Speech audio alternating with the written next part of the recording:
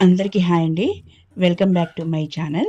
ఈరోజు మనం చేసుకోబోయే రెసిపీ పెప్పర్ చికెన్. చికెన్‌లో అందరూ చాలా చాలా వెరైటీస్ కోరుకుంటుంటారు. ఎప్పుడు రెగ్యులర్‌గా కాకుండా ఏమైనా వెరైటీస్ ట్రై చేస్తుంటుంటారు. ఈరోజు మనం పెప్పర్ చికెన్ ఎంతో ఈజీగా, చాలా డెలీషియస్‌గా ఎలా చేయాలో చూద్దాం. ముందుగా పాన్ పెట్టేసి 2 టేబుల్ స్పూన్స్ ఆయిల్ వేయాలి.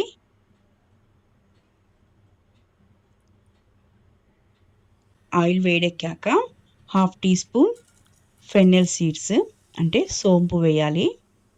ఇందులోనే 150 గ్రామ్స్ లేకపోతే 1.5 ఉల్లిపాయని కట్ చేసి వేయాలి. వీటిని మంచిగా కలిపేసి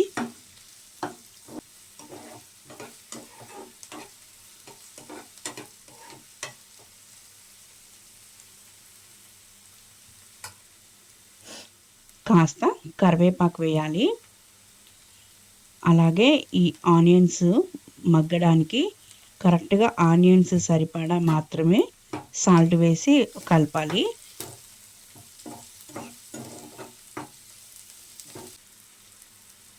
నెక్స్ట్ అల్లం పేస్ట్ 1 టీ స్పూన్ వేయాలి.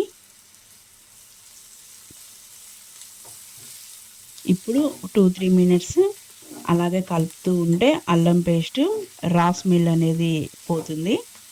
అల్లం పేస్టు పచ్చివాసన పోయిన తర్వాత ఇందులోకి half teaspoon garam masala వేయాలి. పావు టీ స్పూన్ పసుపు,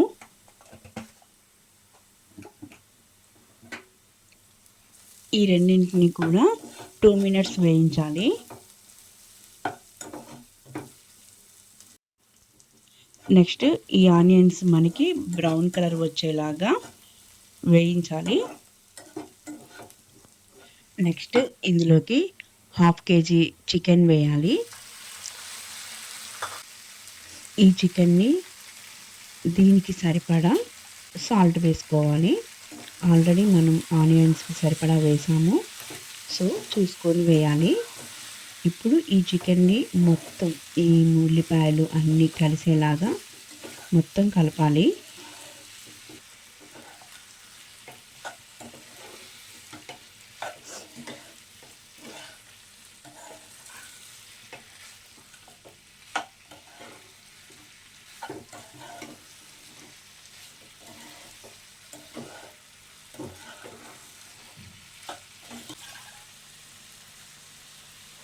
ఇప్పుడు ఇందులోకి హాఫ్ టీ గ్లాసు వాటర్ పోసుకొని ఒకసారి కలపాలి.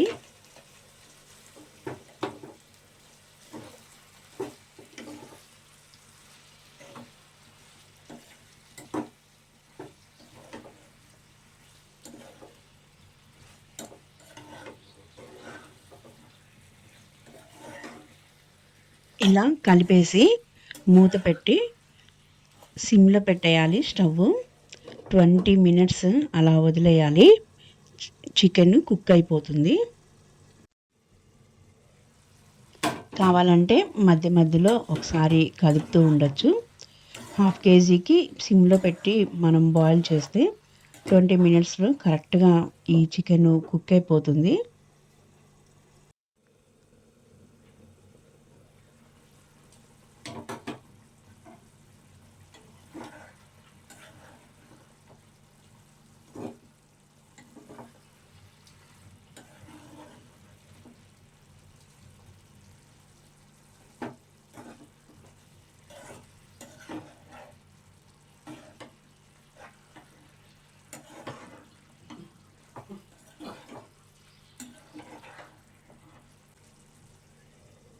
ఇప్పుడు ఈ చికెన్ కుక్ అయ్యేలోపు మనం ఒక మసాలా ప్రిపేర్ చేద్దాం. ఒక పాన్ పెట్టేసి 1 టీ స్పూన్ సోంపు వేయాలి. 1 టీ స్పూన్ పెప్పర్ వేయాలి.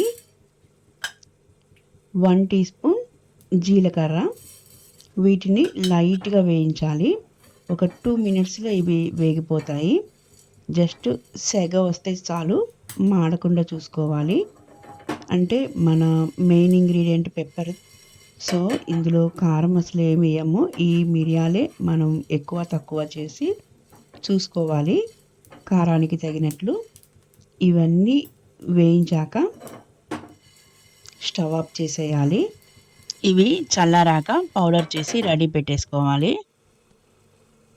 ఇప్పుడు ఒకసారి ఫైనల్గా చికెన్ బాయిల్ అయింది లేనిది చెక్ చేసుకోవాలి. జస్ట్ ఒక సిమ్లో పెట్టాలి. 20 మినిట్స్లో తప్పకుండా కరెక్ట్గా చికెన్ బాయిల్ అవుతుంది.